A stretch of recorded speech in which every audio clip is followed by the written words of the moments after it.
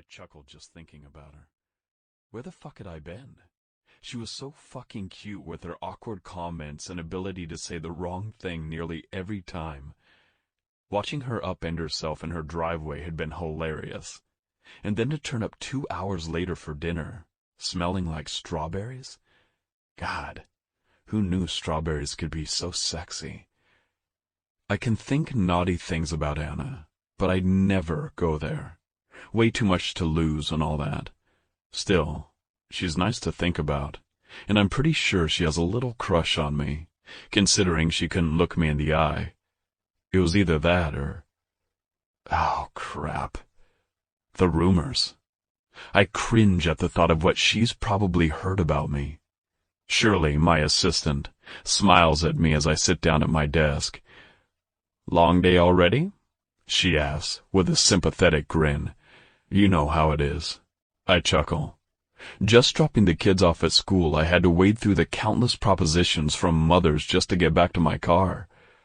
"Oh, poor you," teases Shirley. She lets out a hearty laugh that I can't help but echo. Shirley is like a second mother to me, and the closest thing the kids have to a grandparent. In her 50s, she's been my assistant for the last 10 years. She was the last person my wife hired for me. I don't know what I'd do without her often crazy advice. "You know what I think?" she asks, looking at me over the rim of her glasses. "I'm sure you're going to tell me," I say with an amused smile. I sit back in my chair, resting my hands behind my head, and wait to hear what it's going to be this time. "You need to think outside the box," she says with a shrug. "Thanks, but I don't think the box is the problem," I joke. She laughs. "Think outside this town, Nick. Why limit yourself to what Keeley's Island has to offer when 15 minutes in the car can have you in the middle of one of the biggest cities in the state? Go out on the town and meet someone who doesn't know you." She arches her eyebrow and glances at my crotch. "Or what you have to offer." She smirks.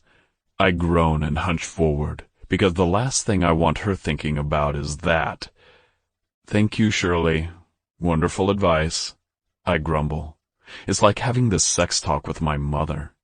Unwarranted and completely unnecessary. "How about you make yourself useful and get me a coffee?" She mumbles under her breath, before shaking her head at how stubborn I am, before stalking off in the direction of the staff room. I know she's not entirely wrong. Maybe I do need to broaden my horizons, because I'm certainly not finding what I want in this town, that's for sure. But looking elsewhere brought along a whole new set of problems. Like, what if I actually found someone outside of this island? Wouldn't it just complicate a new relationship, trying to find ways to spend time together? It just seemed more hassle than it was worth. Maybe I should just be happy greeting my hand every night in the privacy of my bedroom, and forget about finding a woman. At this point, it seems easier, and fewer people will end up being hospitalized. It's after 7 when I eventually leave the office and head home. Wednesdays and Fridays are my 2 nights to work late and get shit done. The kids stay back in an after-school program, and then are either dropped off at home, or occasionally Shirley's place, by one of the other parents. Shirley told me last week that the other mothers fought over who got to drive my kids home. Opening the car door, I climb out, nearly crash-tackling Anna to the ground. I help her to her feet, apologizing profusely as she brushes herself off. What is it with this girl and accidents? "I really am sorry for crashing into you. Can I apologize by cooking dinner for you again?" I ask her. Anna flinches and then shakes her head, glancing anywhere but directly at me. "Sorry, I haven't seen Dad in ages, so I really should eat with him." "Really?" I glance over the fence and into their open garage. I raise my eyebrows and smirk. "Because it doesn't seem like he's home." "Huh," she mumbles, like it was news to her, but I know she's lying from how red her cheeks have gone. I narrow my eyes at her. She's trying to avoid spending time with me, and I want to know why. Is everything okay? I ask her with a frown. What? No, it's fine. She rushes to reply. I'm just tired. Long day. Speaking of which, I think I might just go to bed. Her eyes widen. On the couch. Sleep on the couch, not in my room. I don't think I'll have any need to go into my room at all tonight. She curses under her breath, looking angry about something. I have to go. I watch, perplexed as she all but runs away from me. What the fuck? Shaking my head, I let the last 5 minutes go, because thinking about that too hard was going to drive me crazy. Chapter 3. Anna. I bolt inside my house, locking the door behind me, and lean my head against the wall with a loud thud. It's like I'm trying to look like a tool. I'd love to have dinner at his place again, but all I could think about was what I'd seen the night before through my window, and how much I wanted to see it again. When I stood in front of him, I didn't know where to look or what to say, and the way he glanced at me with those goddamn sexy eyes, it was like he knew what I was thinking about. He's done nothing but be kind and gracious, but then he throws out comments that I totally misread. But I guess that was more me than him. I just wish I knew what he wanted with me. My father is out again for the 3rd night in a row. I might as well be living alone at this point, considering he's never here. I should just stop complaining and be thankful that I get privacy, free rent, and no bills. Not many people my age had that luxury. Moving away for college had never really entered my mind. I liked living here, and I worried about Dad looking after himself. That was pre-girlfriend days, of course. I've only met Mandy once, and while she seems nice, I found it awkward and weird. What I struggled to get my head around most was that my father had found someone, but I hadn't.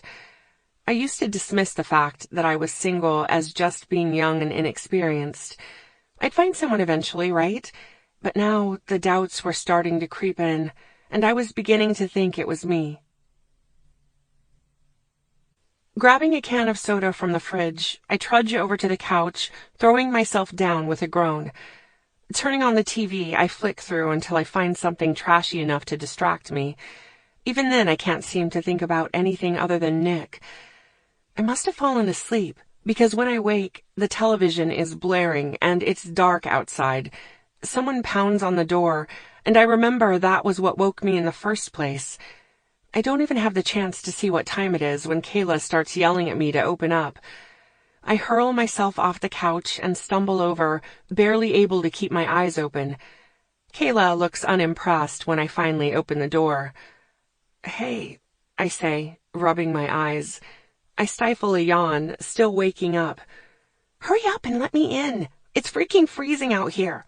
She pauses and stares at me, as if only just noticing my heavy eyes and messed up hair. Were you asleep already? She asks, almost accusingly. I fell asleep on the couch, I mutter defensively. What time is it? She asks. Just after 10. She leans in the door and glances around. So, is your dad home? His car's not there, so no, I say, making a face. He must be working late again. I add when I realize I'm sounding like a bitch.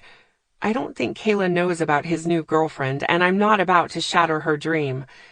Sometimes I wonder if she comes over to see me or my dad. He was young when he got my mom pregnant, barely 17, which made him 39 now. I don't deny that he's attractive, but I don't want to think about my friend liking him like that. Hell, I could barely handle the thought of anyone liking him like that. So, why are you here again, at 10 at night? I eye her suspiciously. She smiles at me, her eyes wide and full of innocence. It's a look she'd perfected over the years, and I wasn't falling for it. I cross my arms over my chest and raise my eyebrows at her. Finally, she sighs. What? I'm here for the show. She grins, reaching into her oversized handbag to reveal a bag of popcorn and a bottle of wine. Out, I order, pointing to the door, but I can't help but laugh. Oh, come on. Please, she begs. I just want one little peek, and then I promise I'll never mention it again, she begs. It's either this or I camp outside your window and watch from there. She smiles at me, a glint in her eye. If you make me do that, I'll embarrass the hell out of you. She cups her hand over her mouth. Holy shit, Anna. You weren't kidding. That thing is huge. She would do that, too. I sigh and run my fingers through my long blonde hair. I can't believe I'm even contemplating this. Part of me wants her to see, just so then she can see that my description was actually very accurate. I groan and shake my head, giving in. Fine, I say, clenching my teeth. She squeals as she dances her way down to my bedroom while I follow behind. This is such a bad idea. Are you ready? I ask her. My heart races. She nods, her expression serious and determined. We sit on my bed in the darkness, staring at each other, waiting for his light to click on. The look on her face is priceless. It's like we're waiting on the sidelines for the signal to enter the war zone. Ready as I'm going to be, she replies, taking a deep breath. Wait, I say, holding up my hand. Kayla stares at me in anticipation. Wine. We need wine. I race back down to the kitchen and grab 2 glasses and carry them back. Kayla has moved off the bed and is going through my dresser. She glances at me and rolls her eyes. Hoarder, much? You keep fucking everything, she mutters. She shakes her head and examines an old movie stub that I had stashed in a drawer. I walk over and snatch it from her. This was the only movie my mother ever took me to, I explain. Oh, she winces. Fuck, sorry. She hesitates for a moment before sitting back down on the bed. I thought she left when you were born.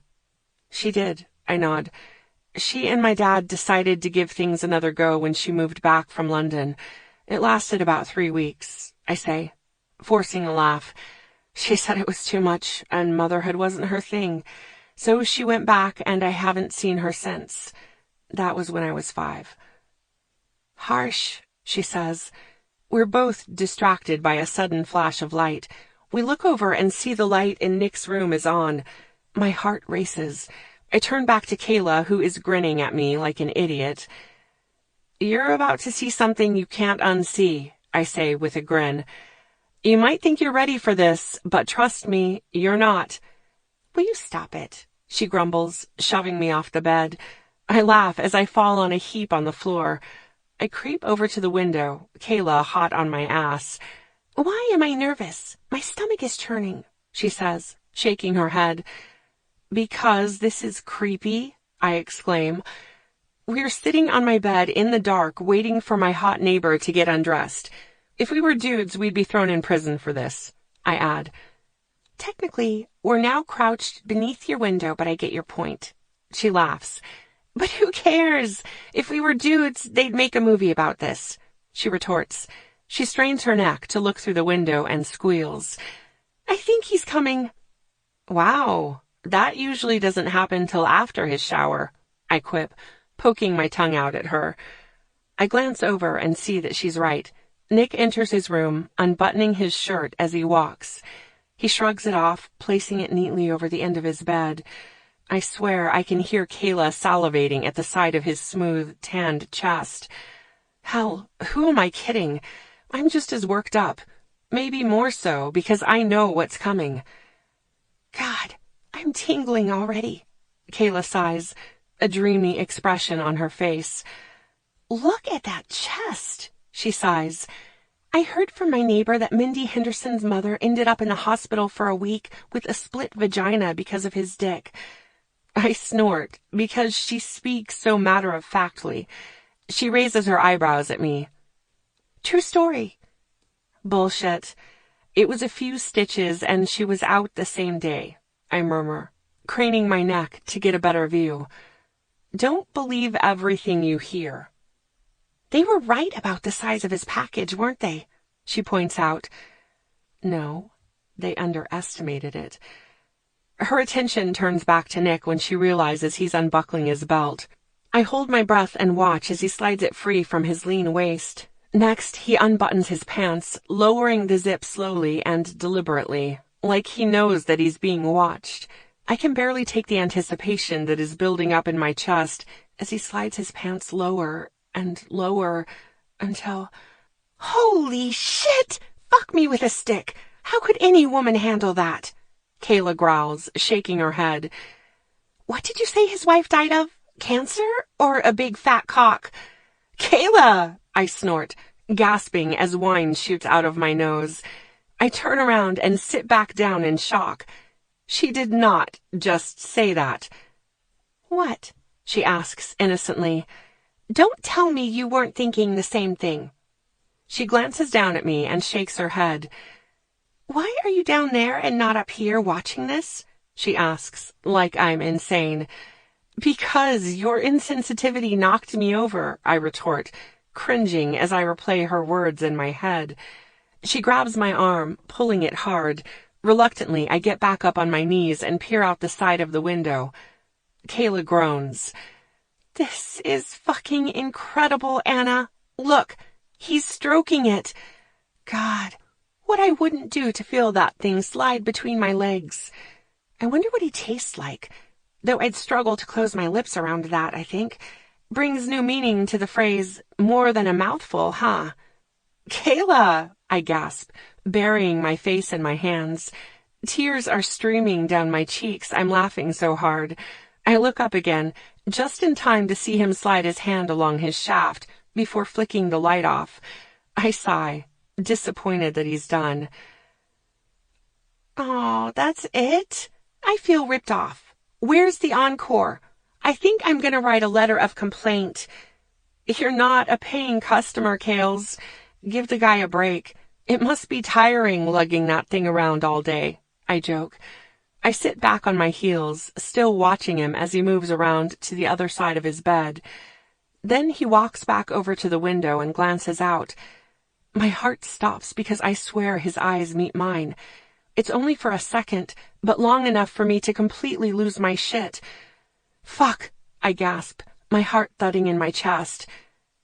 What? Oh, Kayla cries as I yank her by the hand. We scramble to the floor as though a bomb has just been detonated, collapsing onto our stomachs. Somehow, my bracelet catches on the curtains, bringing them down with me, my arms flailing. I fight my way out from under what feels like a mountain of netting, almost hyperventilating. I am so mortified. I can't even think about what just happened without wanting to pass out. Anna, what the fuck? Hisses Kayla. Are you trying to get us caught? My heart pounds as I blink back tears. If that were my intention, then I'm pretty sure I just managed it. What am I going to do? It's obvious that someone was watching, and I know for a fact he knows exactly which room is mine. Fuck, I curse. I'm panicked and not sure what to do. Do I confront this or just pretend it never happened? Pretending it never happened is looking pretty damn good. Kayla puts her hand on my leg, trying to calm me down. It's okay, Banana, she says, using her nickname for me. I'm sure he didn't see us. It's my room, Kayla, I growl, my cheeks hot with embarrassment. Who the fuck is he going to think was perving on him? My father? Kayla giggles, her eyes sparkling. That's putting a kind of fucked up image in my head. Kayla, I growl, almost in tears.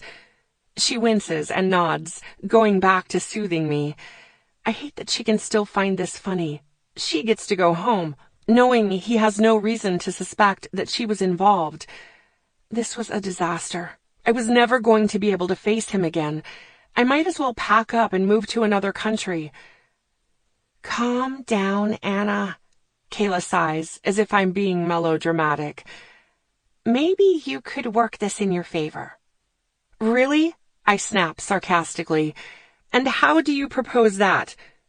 I stop listening because nothing she says from this point is going to change the fact that I'm fucked, and without all the benefits of actually being fucked. You better go, I mumble. I rub the sides of my head and try to think of what to do. Go? She laughs. Why don't I just go bang on the guy's door and announce that we were perving on him? Me leaving right after the fact is a tiny bit obvious. She has a point. Fine. I toss a pillow on the floor and lie down. You can take my bed. Anna? Should we put the curtain back up? I frown in the darkness. I don't know what to do. At this point, I don't think anything is going to make things worse. There is no way out of this mess short of relocating and changing my name, which suddenly isn't sounding like such a bad option. Because the other thing I forgot to mention, Nick isn't just my neighbor. He's also my dad's best friend. Chapter 4. Nick. As I turn to walk to the bathroom, something catches my eye. I glance back to the window and peer outside. I frown because I could have sworn that there was a curtain on that window less than 5 minutes ago. I stand there for a moment, suddenly feeling nervous. It's Anna's room. I'm sure of it. Could she have been watching me? I glance down at my naked form and cringe. What was I thinking parading around in front of an open window like this? That's the problem. I wasn't thinking. Whenever I walk into my room and see that stupid lace netting, I found myself thinking that nobody could see in. But with the bedroom light on, everything could be seen from the outside. Anyone could stand there and watch me, including Anna. Why would she want to, though? That's the bit I don't understand. The thought of her watching me like that, and seeing me naked, makes me think things I probably shouldn't be thinking. It's not her age that bothers me because, at 37, I'm really not that much older than her. It's the fact that I'm such good friends with her father, Dan, that makes her off limits. Dan and I met when I first moved here with my wife, Marley, about 7 years ago. He's only a few years older than me, and we had so much in common that friendship seemed inevitable. Over the years, we became really close. Our friendship fizzled after my kids were born, and our interests changed. My focus became my kids, while his focus was still having fun. Anna was a teenager by then, who was used to looking after herself. It was only in the last 6 months or so that Dan and I had begun to reconnect our friendship. I sit down on the bed, still naked, and still glancing over at the window. I haven't seen anything else to suggest that she's watching me, so I start to think that maybe I'm reading too much into this. Anything could have happened to that curtain. A loose hook, or maybe a rash decision to redecorate just happened to coincide with... I stop and let out a chuckle. Hell, even I can't convince myself of that. Wandering into the bathroom, I step into the shower and let out a long sigh. It's been a hell of a day, and it feels good to just relax, or at least try to relax, because as much as I want to let the tension go, it doesn't seem to want to let up on me. I soap myself up, running my hands over my body. When I reach my cock, I slide my fist along my shaft and grunt. I'm hard as fuck. I wasn't intending to jerk off in the shower, but thinking about Anna watching me has gotten me quite worked up. Did she like what she saw? Did she touch herself while thinking about what it would feel like to ride my dick? No. If she'd heard the rumors, she'd be thinking the opposite. Resting my hand against the shower wall, I pump my fist, hard and fast until I find my release. It doesn't take long. All I had to do was picture Anna on her knees in front of me, and I was gone. I know I'm going to regret picturing her later, but right now, all I want to do is clear my head so I can sleep. I step out onto the bath mat and frown, the pang of guilt hitting me. Well, that happened faster than I was expecting. I shouldn't have been thinking about her like that, and it definitely can't happen again. Fuck. I hiss as I walk back into my room. The first thing I notice is the curtain is back up, and her light is now on. Well, that answers that question. Any doubt I had was gone. She was definitely watching me. The question is, what am I going to do about it? Ignore it and pretend it never happened? That would be the logical course of action. There is no benefit in pointing out the obvious and embarrassing the poor girl, but I wasn't sure that I could resist. The smartass in me lives for moments like this. Maybe I should invite her over to play with my big model again. Wait, was that why she was so weird when I said that? Because she'd been watching me? I chuckle. I'm slowly warming up to the idea of hot, young Anna checking me out. Groaning, I roll over, not liking where my mind is taking this. 1 second I love the idea, and the next, it's creepy. She's not the little girl next door anymore. She's a mature, attractive 20-something college student. The last thing I need is a complication that would come with thinking about her in any other way than my neighbor, or my best friend's daughter. Of course, I probably should have thought about that before jacking off to her in the shower. Just as I'm about to drive off, I glance over and see Anna hunched over her car. She stands back from the raised bonnet and hurls a kicking assault on the front bumper, a frustrated look on her face. Hold on for a second, I tell my kids. I jump out and wander over to the fence, doing my best to act casual as I scale it. I want to help her out, but I also want to gauge how she reacts to me being there. If she was watching me, this exchange is going to be awkward and strained. God, she's so nice to look at. I glance at her short black skirt as it gently flaps in the wind and barely covers her creamy white thighs that I can't drag my eyes away from. Her long, toned legs seem to go on forever, and when she stretches out over the engine to reach a rag, I have to turn away. When I get my erection under control, I turn back and flush when I see her frowning at me. The only thing awkward and strange about this situation is me. Hey, is everything okay? I ask. Sure, if you count a flat battery as okay. She snaps. She half commits to eye contact as she winces. Sorry, I'm crabby because I'm running late for an exam I probably should have studied harder for in the first place. Studied harder for? I chuckle. Is that even possible with you? You sound just like my dad, she accuses. Which is probably where I heard that from. I grin. Need a lift? She shakes her head with a little too much enthusiasm, color creeping across her cheeks. She still hasn't met my eyes, and I'm starting to wonder if she's going to go the whole conversation without even looking at me. Thanks for the offer, but it's okay. I can get a friend to pick me up on their way past. Your call. I shrug as if it makes no difference to me. Inside, I'm a little disappointed at the missed opportunity to spend more time with her. Hey, if you ever have a few spare minutes, come past my office, and I'll show you that project. You'll love it, I promise. I might do that, she says with a hesitant smile. Thanks. You're welcome, I say. It's kind of nice to see someone with such a passion for architecture. People look at me funny when I get excited over a sharp pencil and a precision-edged rule. I shrug. Some guys watch porn.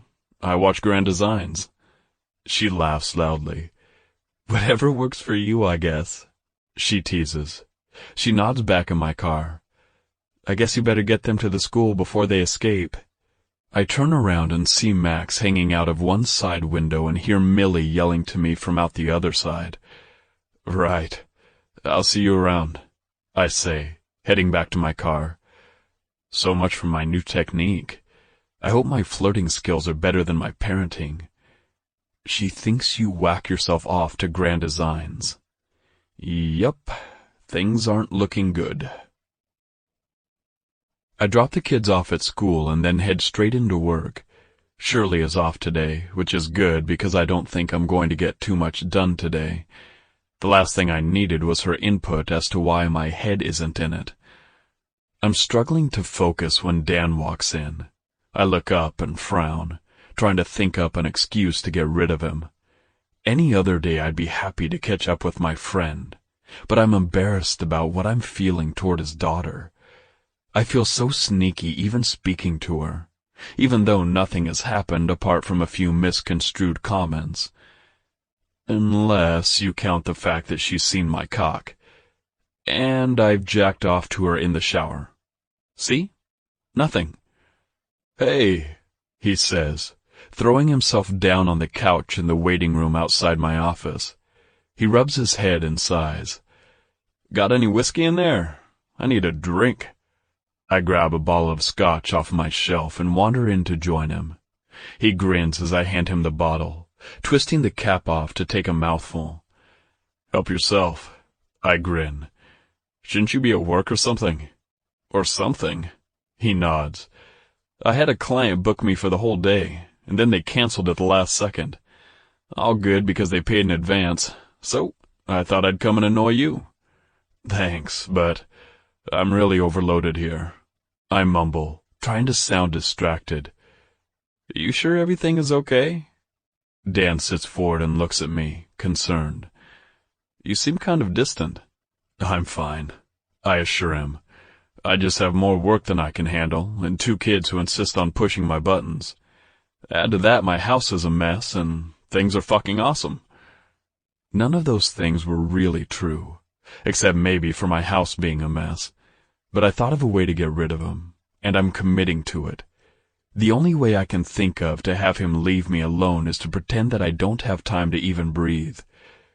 Well, if you're that busy, maybe you need someone to help you out, Dan suggests.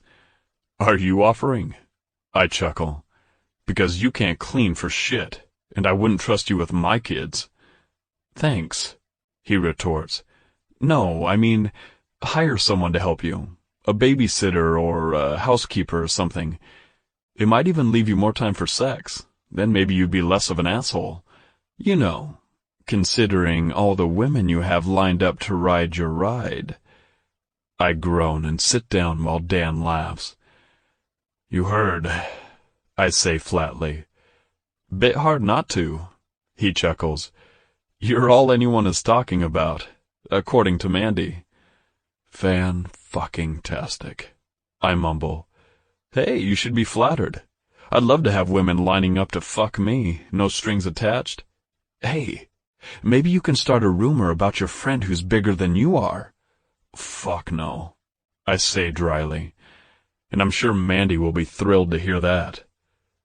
Dan and Amanda have been going out for around 6 weeks. It was the longest relationship I'd known the guy to have, so there must be something special about her. So, can I get back to work now? I ask, raising my eyebrows. I'll let you get back to it in a minute. He waves his hand as though my job is an inconvenience. But first, I'm going to do you a favor. Yeah? What's that? I say, distracted. I'm giving you Anna, he declares. My eyes widen. That gets my attention. He couldn't know. Could he? But if he did, he wouldn't. Would he? What? I bark, shocked. Not permanently, he growls. Like, you can't keep her. I want her back. But she's yours for as long as you need her. Use her as you please and all that. I stare at him, my mouth not working. I can't seem to find the right words, or any words at all, to respond to that. Is he suggesting... God, I have no idea what he's suggesting. We were talking about all the women that want to fuck me, and the next second he's giving me his daughter? What kind of fucked up... She's great with the kids. She can help you out at home, give you a little more time to yourself. Maybe in return you can help her with a couple of her classes. Oh, the house. She can help me around the house. That made more sense. I shake my head. I know I have to say no, but I don't know how to turn down his offer without making him suspicious as to why I'm turning down free help. Okay, sure, I find myself saying. Why the hell not?